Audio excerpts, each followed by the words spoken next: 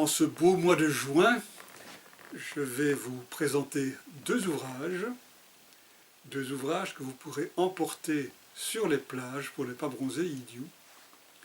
L'un est une réédition d'un de nos grands écrivains. L'autre est une traduction d'un non moins grand écrivain flamand. Alors je commence par Une semaine de vacances de Daniel Charneux. Une semaine de vacances qui était le premier roman de Daniel Charneux, publié il y a à peu près 25 ans, je crois, et qui montrait déjà tout ce qu'allait être l'œuvre ultérieure de Daniel. Le pitch est assez simple. Un monsieur, Jean-Pierre Jouve, non pas Pierre-Jean Jouve, mais Jean-Pierre Jouve, petit clin d'œil,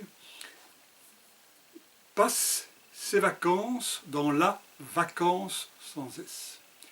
C'est-à-dire que pour lui, les vacances, c'est pas jouer au tennis, c'est pas nager, c'est aller dans une région de France et marcher pour se vider la tête. Bon, on connaît l'adage « à quoi je pense quand je ne pense pas » ou quand je ne pense à rien. C'est un peu ça. Et à quoi il va penser en marchant? Il va penser à un peu tout. Il va d'abord penser à lui. Et il va revoir sa vie, la rencontre de sa femme, et puis sa femme qui l'a quitté. Pourquoi sa femme l'a-t-elle quitté? C'est une interrogation, mais bon, elle l'a quitté, et il fallait que ça se fasse comme ça. Et qu'est-ce qu'il aurait pu faire pour l'empêcher? Qu'est-ce qu'il pourrait faire pour la reconquérir?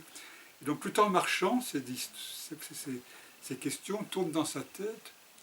Mais c'est aussi un observateur, et il y a de la contemplation.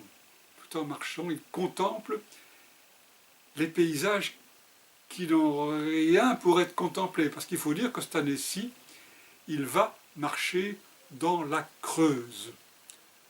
Alors s'il y a une région de France marquée par la vacance, c'est bien la Creuse. Circuler, il n'y a rien à voir. C'est ce qu'il fait, il circule et il regarde ce qu'il n'y a pas à voir. Et puis, il philosophe. Il médite sur la vie, en général. Il médite sur la société, il médite sur des tas de choses. Et puis il rencontre des gens. Il rencontre une famille de Hollandais qui saucissonnent sur une aire de parking.